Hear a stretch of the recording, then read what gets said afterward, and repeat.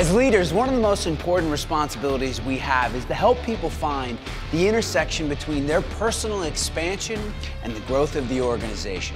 We want to help our people grow, which in turn helps the organization grow. To do this often requires us to set clear expectations for our teams and then hold our people accountable to those agreements. For many of us as leaders, we've gotten pretty good at holding other people accountable. But when it comes to holding ourselves accountable to the things that we say we're going to do, we often fall short. How many times have you said you're going to call someone and then never did?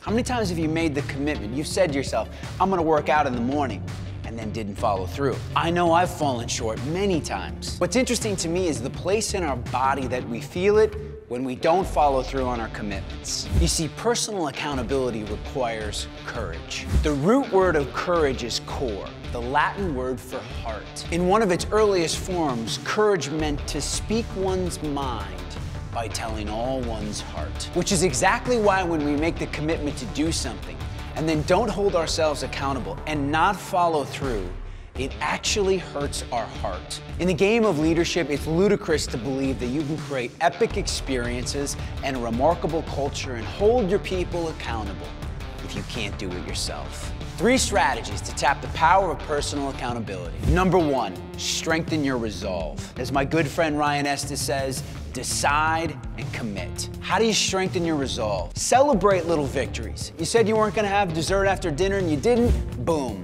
Resolve is like a muscle. The more you use it, the more it grows. Visualize outcomes. What will it look and feel like when you follow through? Number 2, own your mistakes. One of the trappings of leadership is ego. And ego makes it very difficult to own our mistakes. It takes humility and vulnerability to be willing to own our mistakes, but it always fosters connection and trust with your people. Number 3, empower others. It's very difficult to do this alone. Ask your team to step up and help hold you accountable. Tell people what you're doing, announce it to the world, tell friends, family, put it on Facebook. When we make public announcements, it helps strengthen our resolve and hold us accountable.